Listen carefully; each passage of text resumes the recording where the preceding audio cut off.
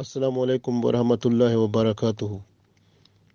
प्यारे भाइयों बहनों, कुरान पाक की समझ बूझ हमारा दीनी फरीज़ा है और इतना कुरान तो हर बंदे को अपने जहन में रखना चाहिए जो नमाज में पढ़ा जाए, क्योंकि कुरान का इतना पढ़ना, इतना याद रखना फ़र्ज़ ऐन है जो नमाज के लिए ज़रूरत होता है। तो हर मुसलमान को कम अज़ कम इतना कुरान पाक याद करना ज़रूरी है। अब कुरान पाक को हम याद करना तो अलहदा, हम सिर्फ उसको पढ़ना, उसको समझना, ये जो है इसका प्रोग्राम इंशाअल्लाह जारी कर रहे हैं। तो 5 मिनट के लिए आपको रोज़ाना ये प्रोग्राम मिला करेगा, तो आप ज़रूर लिसन किया करें और अपने दोस्तों को, अपने घर वालों को ज़रूर कुरान सुनाएं, ताकि हम सब को इस दुनिया में और आखिरत में अजर अज़ीम मिले और हम इस पर अमल करके आखिरत में अल्लाह के यहाँ सुरखरू हो सके। सबसे पहले हम कुरान पाक का एहतराम जो है इस पे थोड़ी बात करते हैं।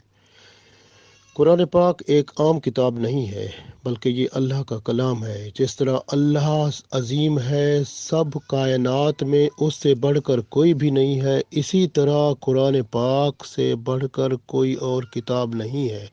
ये अल्लाह का कलाम है जो कि कायनात में उसी की अज़मत की पहचान है।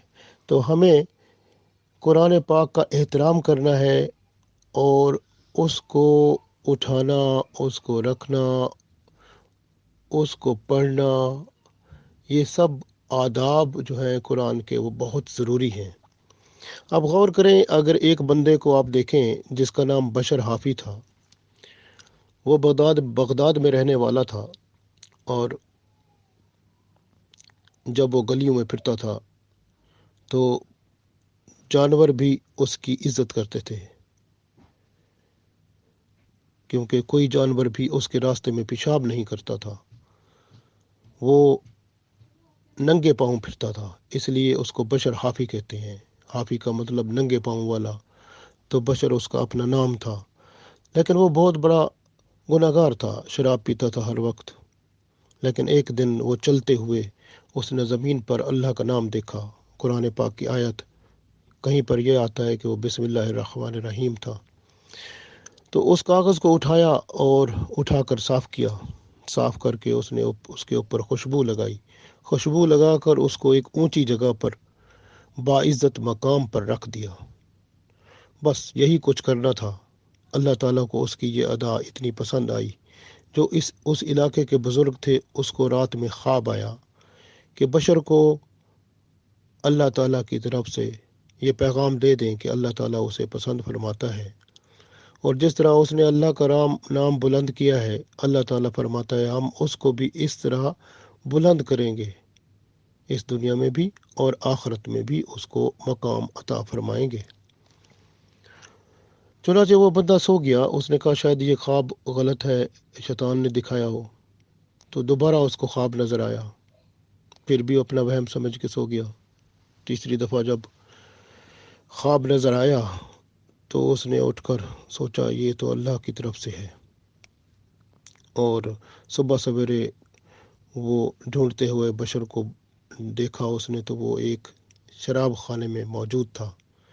किसी को अंदर भेजा कि उसको बाहर लाएं। तो बशर ने अंदर से कहलवा भेजा कि किसका पैगाम है, क्या बात करना चाहता है, कौन बंदा है बाहर। तो उन्होंने कहा एक बंदा आया है, वो अल्लाह का पैगाम आपके लिए लाया है। जब अल्लाह का नाम आना था तो बशर नंगे पांव वहाँ शराब खाने से बाहर आया और उस बंदे को सलाम किया। जब उसने सलाम किया तो उसके बाद उस बंदे से पूछा कि क्या पैगाम है। उसने कहा अल्लाह ताला आप पर मेहरबान है, अल्लाह ताला आपको सलाम भेजता है, और अल्लाह ताला फरमाता है जिस तरह तुमने हमारे उस नाम को पाक किया था, हमारे कलाम की इज्जत की थी, हम भी तुम्हें इस दुनिया में इज्जत देंगे, तुमको पाक साफ करेंगे और आखिरत में भी बुलंद मकाम अता फरमाएंगे। तो गोया वो उस वक्त उसके आंसू ही छलक पड़े और वो तौबा ताइब हो गया, और उसने गुनाहों से और शराब पीने से तौबा कर ली। और ऐसी तौबा तौबतुन नसूह, جس کے بعد کبھی کوئی سوچ بھی نہیں سکتا، اس طرح کا فکر یا اس طرح کی خواہش یا اس طرح کا خیال بھی نہیں کر سکتا۔ اس طرح کی توبہ اس نے کی، اور پھر وہ اللہ کا نیک بندہ اور ولی کامل بن گیا۔ تو جب تک وہ زندہ رہا تو جانور بھی اس جگہ سے، ان گلیوں میں سے جہاں سے وہ گزرتا تھا، پیشاب تک نہیں کرتے تھے، کیونکہ وہ ننگے پاؤں جاتا تھا۔ تو اس کا جانور بھی احترام کرتے تھے۔ تو کس وجہ سے تھا؟ صرف اس نے اللہ کے کلام کے کچھ چھوٹے سے حصے کو جو زمین پر پڑا ہوا ملا تھا، اس کو صاف ستھرا اور پاک کیا، اور اس کے بعد اس نے اس کو ایک بلند مقام پر رکھا۔ آج ہم یہی فیصلہ کر لیں کہ ہم اللہ کے کلام کو، قرآن پاک کو عظمت دیں گے، احترام کریں گے، تو پھر اللہ تعالی ہمیں بھی اس دنیا میں بھی عزت اور احترام عطا فرمائے گا، اور آخرت میں بھی انشاءاللہ۔ السلام علیکم۔